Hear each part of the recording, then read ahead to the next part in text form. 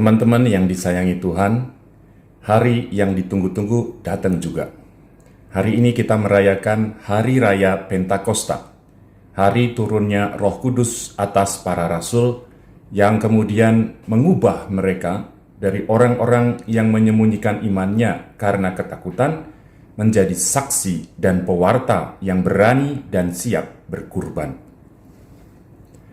Teman-teman yang dikasihi Tuhan, kisah para rasul menceritakan dengan sederhana namun menarik peristiwa itu.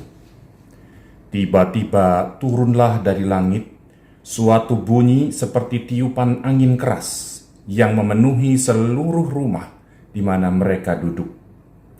Lalu tampaklah kepada mereka lidah-lidah seperti nyala api, bertebaran dan hinggap pada mereka masing-masing. Maka penuhlah mereka dengan Roh Kudus. Lalu mereka mulai berkata-kata dalam bahasa-bahasa lain, seperti yang diilhamkan oleh Roh itu kepada mereka untuk dikatakan. Teman yang terberkati, mereka yang dihinggapi Roh Kudus diubah. Mereka berubah. Yang tadinya takut jadi berani. Yang sebelumnya sembunyi sekarang menunjukkan diri. Yang diam 1000 bahasa berubah omong berbagai bahasa. Luar biasa dahsyat.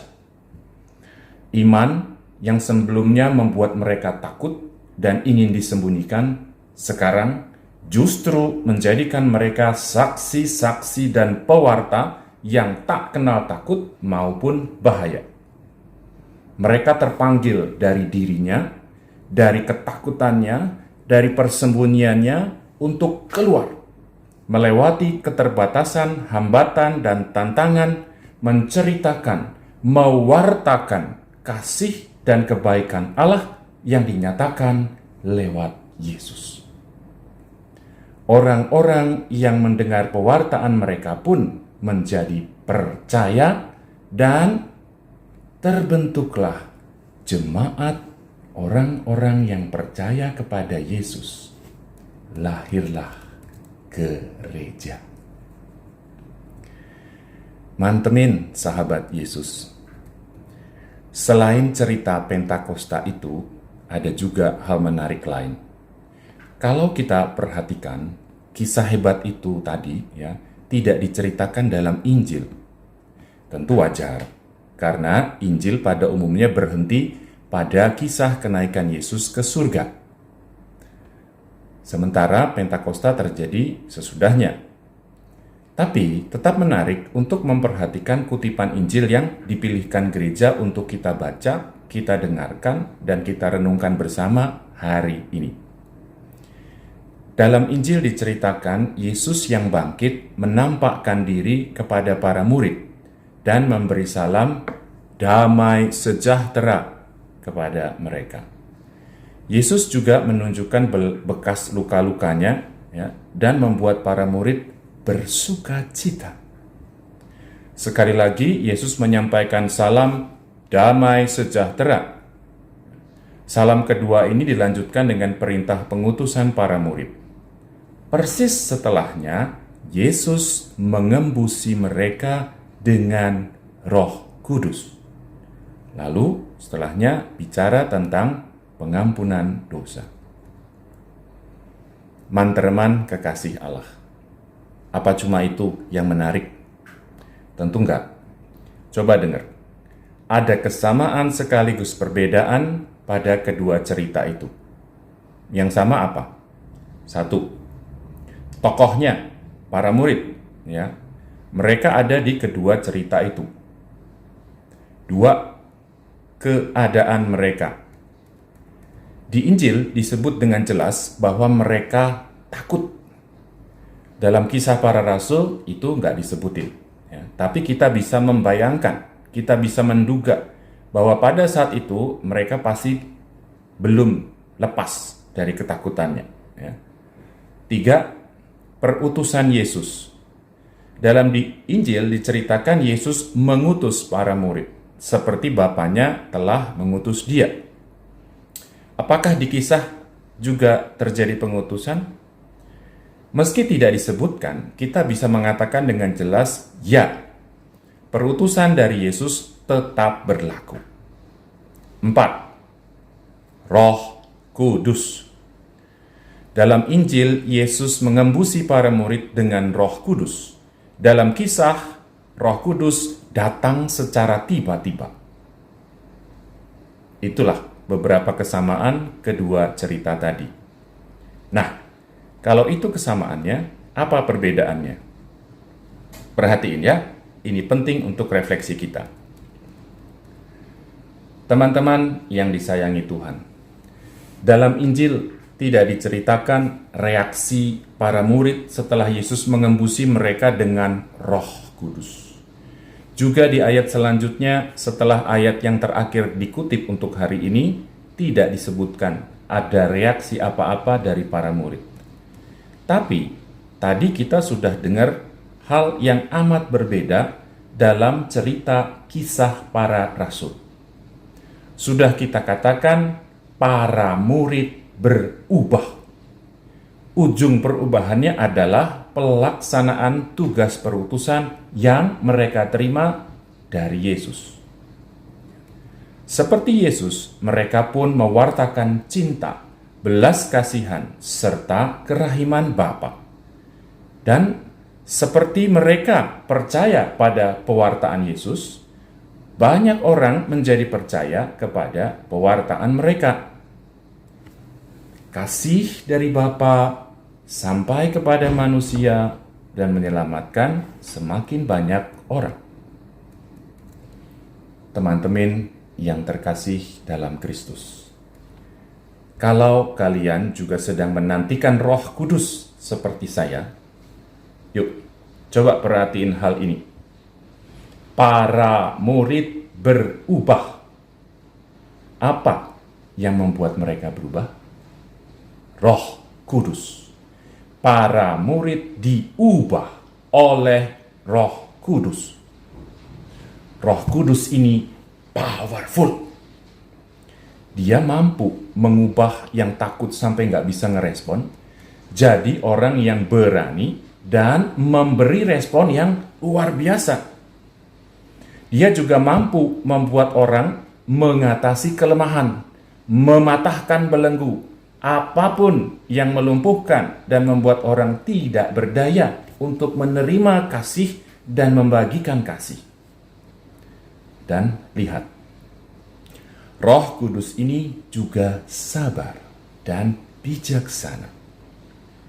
Kalau cuma lihat cerita Pentakosta aja, mungkin kesannya para murid tiba-tiba aja berubah drastis. Ya. Mungkin aja. Tapi saya ingatkan bahwa ada juga cerita di Injil ketika mereka juga terima Roh Kudus dan seolah tapres tanpa ekspresi. Nah, karena itu, menurut saya, dalam arti tertentu, Roh Kudus sabar menunggu dan memberikan waktu kepada para murid untuk berproses secara bertahap. Dari yang tadinya tidak bisa merespon, menjadi tidak terbendung responnya. Ada rentang waktu, ada proses. Mulai dari wafat Yesus sampai hari Pentakosta, sebelum akhirnya para murid berubah dan sungguh-sungguh siap melaksanakan perutusan Yesus. Guys, hati-hati ya. Kalau dengar bahwa perubahan perlu proses, perlu tahapan, semoga ini nggak disalahgunain. Semoga ini nggak jadi alasan buat orang untuk nggak mau berubah dan terus berkutat dengan kelemahan. Coba pikir, waktu Roh Kudus datang, tiba-tiba datang, kira-kira para murid lagi ngapain? Main game kah? Rebahan kah? Atau ngelakuin segala macam hal lain untuk males-malesan dan memanjakan diri kah? Jelas enggak. Saya sih percaya mereka tetap berusaha melakukan amanat Yesus, berkumpul bersama untuk berdoa, mendengarkan firman, memecah-mecahkan roti alias merayakan Ekaristi. Apalagi jangan lupa, Bunda Maria ada bersama mereka, pasti berdoa. Ya. Mungkin juga mereka ingat janji Yesus yang bilang akan mengutus Roh Kudus. Terus mereka sama-sama doa novena. Udah ada belum sih novena waktu itu? Intinya, mereka membuka hati, menyiapkan hati untuk menerima rahmat yang mereka perlukan untuk berubah dan melaksanakan perutusan dari Yesus. Mereka usaha, bukan rebahan atau main game aja. Mereka nyiapin dirinya untuk terima dan bekerja sama dengan rahmat.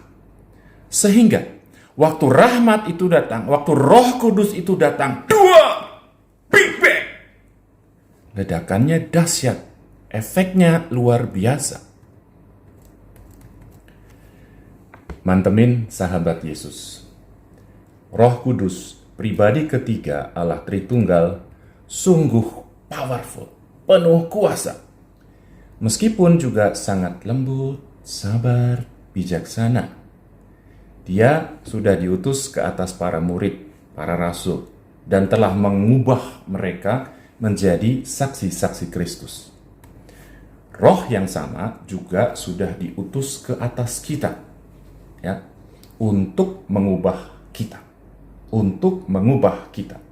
Kita dipanggil sekaligus juga dibantu untuk keluar dari diri kita, ya, keluar dari kenyamanan kita, keluar dari ketakutan kita, kelemahan kita, keterbatasan kita, ya, dan melaksanakan perutusan kita, melakukan perbuatan-perbuatan kasih kepada sesama untuk mewartakan kasih Bapa kepada dunia, seperti telah dilakukan Yesus sebelum kita.